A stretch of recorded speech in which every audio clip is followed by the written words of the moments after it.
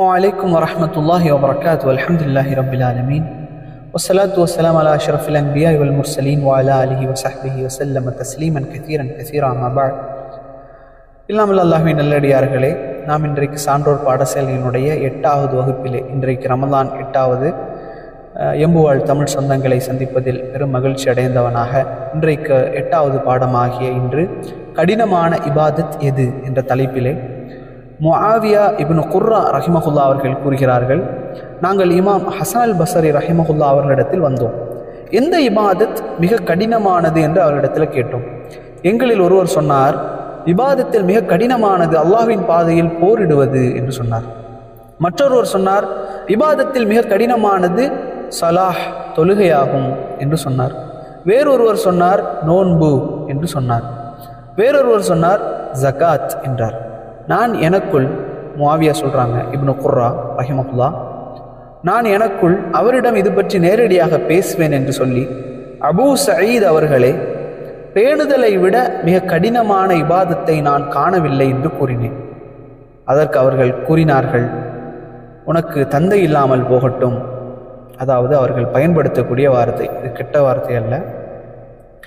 பேணுதல் இல்லாமல் இந்த பேணுதல் இல்லாமல் இந்த இபாதத்துகளில் எதன் மூலம் என்ன பயன் கிடைக்கும் என்று சொன்னார்கள். பிறகு கூறினார்கள், இந்த இரவினுடைய நடுப்பகுதியில் தொழுவதை விட கடினமான ஒரு இபாதத்தை நான் காணவில்லை அப்படின்னு சொல்றாங்க.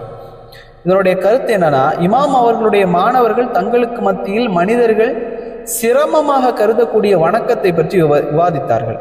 அதில் ஒவ்வொருவரும் தான் புரிந்ததை அவங்க பகிர்ந்து கொண்டார்கள். உண்மையில் அவர்கள் கூறியது போன்று ஒவ்வொரு வணக்கமும் சிலரை கணித்து சிரமமானது என்பதில் சந்தேகம் கிடையாது. சிலருக்கு தொழுகை சிரமம், தொழுகை லேசாக உள்ள சிலருக்கு ஜகாத் கொடுப்பது சிரமம், ஜகாத் லேசாக சிலருக்கு இருக்கும், அவர்களுக்கு நோன்பு சிரமமாக இருக்கும். இவையெல்லாம் லேசான ஒருவருக்கு ஜிஹாத் என்பது சிரமமாக இருக்கும். இப்படித்தான் சிலருக்கு வணக்கங்களில் சிலது லேசாகவும் சிலருக்கு சிரமமாகவும் இருக்கும். இப்படி ஒருவர் பேணுதலை பற்றி அது ரொம்ப சிரமமானது என்று இமாமிடம் கூறிய போது, இமாம் அவர்கள் கூறிய பதிலினுடைய பொருள் என்ன என்று சொன்னால், பேணுதல் என்பது அல்லாஹ் தடுத்த ஹராமானவற்றை விட்டு விலகி இருப்பதாகும். உண்பதில், குடிப்பதில், தான் பயன்படுத்துவதில் ஹராமான ஏதும் கலந்து விடாமல் ஒருவர் தன்னை பாதுகாப்பதை பேணுதல் என்று கூறப்படும். இந்த பேணுதல் இல்லை என்றால் எந்த இபாதத்தும் ஏற்றுக்கொள்ளப்படாது, அவருடைய துஆ அங்கீகரிக்கப்படாது. ஆகவேதான் இமாம் அவர்கள் அவரை அன்பாக கடிந்து கொண்டார்கள். அதற்கு பிறகு இமாம் சொல்றாங்க தங்களது கருத்தை. இமாம் அவர்கள் கூறியது போல இரவு தொழுகை உண்மையில் சிரமமான ஒன்றுதான். அல்லாஹ் அதை நபிமார்கள் மீது கடமையாக ஆக்கியிருந்தான்.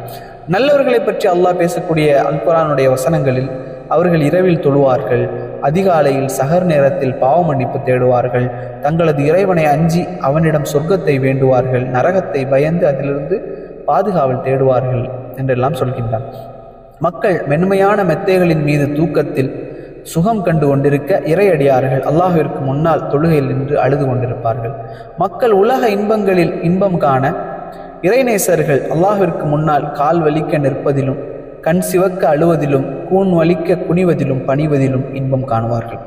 மறுமையின் ஆழமான நம்பிக்கையும் அல்லாஹ்வின் மீது அளவு கடந்த அன்பும் நரகத்தின் மீது எல்லையில்லா பயமும் உள்ளவர்கள் தான் இந்த இரவு வணக்கத்தில் ஈடுபட முடியும், அதில் இன்பம் காண முடியும், அதை வாழ்நாளில் எல்லாம் தொடர முடியும். எனவேதான் இமாம் அவர்கள் இரவு வணக்கத்தை மிக சிரமமான இபாதத் என்று கூறினார்கள்.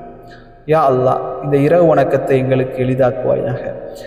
அனுதினமும் தஹஜ்ஜத் தொழக்கூடிய பாக்கியத்தை, குறிப்பாக இந்த ரமலானிலே தஹஜ்ஜத் தொழக்கூடிய பாக்கியத்தை எங்களுக்கும் அமர்ந்திருக்கக்கூடிய கேட்கக்கூடிய எல்லோருக்கும், அது குடும்பத்தினருக்கும் நமது நண்பர்களுக்கும் அல்லாஹ் ஆக்கியருள்வானாக. யா அல்லாஹ், இந்த இரவு வணக்கத்தை எங்களுக்கு இன்பமான ஒன்றாக ஆக்கி வைப்பாயாக, இதை எங்களுக்கு எளிதான ஒன்றாக ஆக்கி வைப்பாயாக. இரவு நேரங்களை உன்னுடைய வழிபாட்டிலும், உனது வேதத்தை ஓதுவதிலும், உன்னை திக்ரு செய்வதிலும், உன்னை தியானிப்பதிலும் செலவு செய்பவர்களாக எங்களை நீ ஆக்கியருள்வாயாக. ஆமீன். ஹாதா மா இந்தி வல் இல்மு இன்தல்லாஹ் அகூலு கௌலி ஹாதா அஸ்தக்ஃபிருல்லாஹ் லி வ லக்கும். அஸ்ஸலாமு அலைக்கும் வ ரஹ்மத்துல்லாஹி வ பரகாத்துஹு.